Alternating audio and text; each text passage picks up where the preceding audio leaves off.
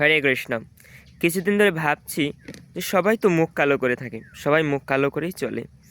সবার মনে দুঃখ আছে, সবার মনে কষ্ট আছে, কিন্তু কেউ তো হাসি মুখে থাকে না, হাসি মুখে চলে না। তো ভাবলাম যে আচ্ছা, হাসি থাকাই কি আমাদের জীবনের একমাত্র ওষুধ? আমাদের মন ভালো আছে, খারাপও যদি থাকে, তারপরও যদি মুখে সবসময় হাসি রাখা যায়, আমার মনে হয় এটা সব থেকে বড় সম্পদ।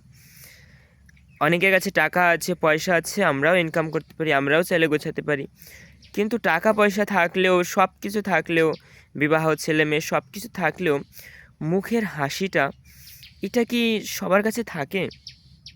থাকে না। রাস্তায় চলার সময়, জীবনের পথ চলার সময়, কারোর সাথে কথাবার্তা বলার সময় মুখে হাসিটা থাকে না। আমার মনে হয় এই হাসিটা মুখে রাখা, এটাই হচ্ছে আমাদের সবথেকে মূল্যবান সম্পদ এবং আমাদের সবথেকে বড় তপস্যা। ভগবান কখনো কাঁদেনি, বা ভগবান কখনো কালো মুখে থাকেনি। যখনই দেখবেন ভগবানের যে ছবি দেখবেন, যেটাই দেখবেন, ভগবান হাসি মুখে আছেন। তাই আমার মনে হয় এই হাসিটাই হচ্ছে আমাদের সবথেকে গুরুত্বপূর্ণ একটা অস্ত্র, শক্তি, নিজেকে ভালো রাখার এবং ভগবানের চরণে সুন্দরভাবে তার সেবা করার। হরে কৃষ্ণ।